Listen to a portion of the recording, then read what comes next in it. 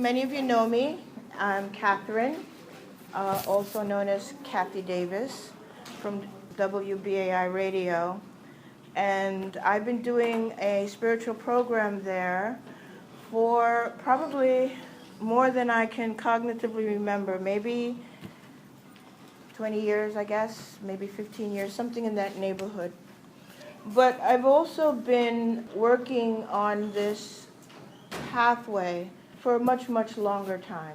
And I would say that I think we all are living our lives in this spiritual journey.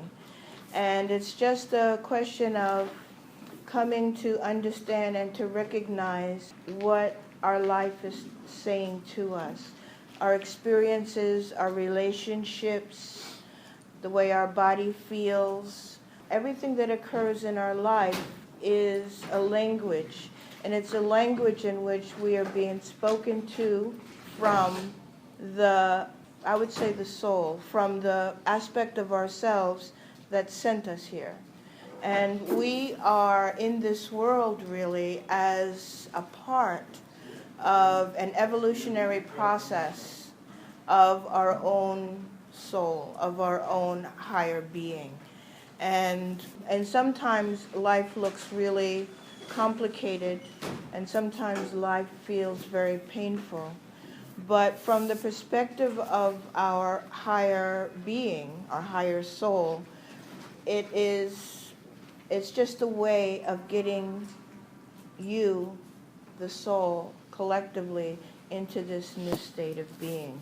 So I think from the perspective of our soul, our life here on this planet is an experience and is an adventure, and there's nothing to be judged and there's nothing to be feared.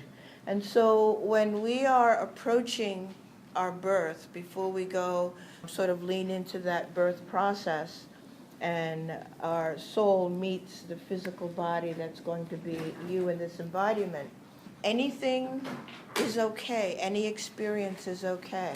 And one of the reasons I bring this up, it's because it's really important for all of us to begin to understand and recognize that there really are no wrongs and there really are no sins from the perspective of the soul.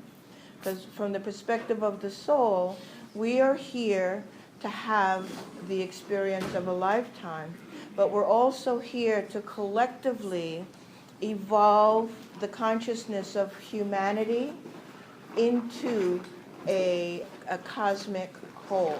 And so each of us are participating with each other to create a world that is the physical embodiment of the divine world. And if you go all the way back to the times of Egypt, that's a lot of what their cosmogony is about. It's about replicating on earth the divine world. And that's why the pyramid structures are patterned after the celestial star systems. And that's why a lot of their practices are done in such a way is to teach humanity to live their lives as divine beings. And that's really what all of our history is about. It's about getting humanity to that space or that place where we can be the embodiment of our highest expression. And one of the things that we are unfortunately trained in since birth is to think that being human is somehow innately sinful and wrong, and that we are bound to judge ourselves and judge each other, and this, like, we can't reach that higher level unless we follow specific behaviors. And while that may be true, it's not about right and wrong. It's more about lifting our vibration and allowing our bodies to evolve to that space of higher consciousness or more expanded consciousness. And so one of the reasons that I wanted to talk on this particular subject is because we're living during a time when all of this prophecy is intended to happen. And we're living during a time when we have a remarkable opportunity to leave behind the worst of our society and our culture. It's a long period of transition. It might be 20, 28 years, but we're really in that time, that cosmic time, in which the earth is going to transform. It doesn't matter what we do or don't do, whether there's pollution or not pollution. The earth is changing, and humanity is changing. Our physical bodies are changing. We're changing at the DNA level. So we're just at an evolutionary process.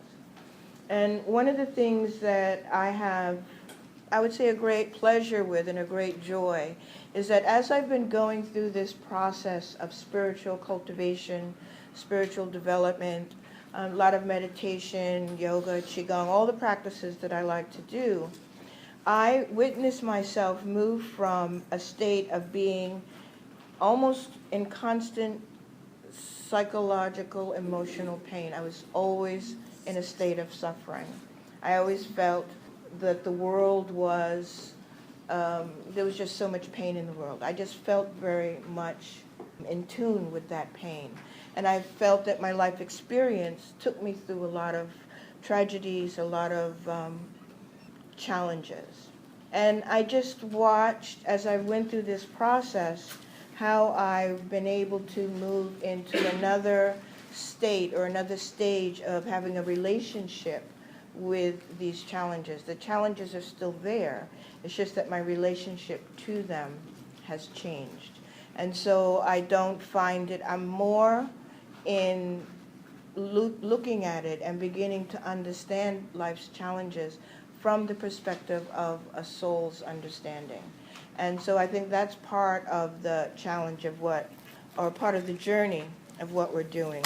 And so if we think of ourselves as being vibrational beings, and that's what I'm actually saying, that we're really vibrational beings. We are movement, sound, we're light, and it's only by the perception that we look like solid human beings. We're actually very radiant, vibrational beings. We have tones that are running through our body, and we are relating to each other on so many different levels that language is just the most minute part of how we understand and relate to each other. And so it's really useful to be able to understand when we're in this exchange back and forth that there is just so much more going on within our lives, within our relationships, that's being played out. And I don't want to make it seem that we're like toy soldiers or robots in the sense that we're just responding to this, the soul that is sort of behind the scenes. But it's, in a way, we are responding to that consciousness that's far beyond our own local perspective.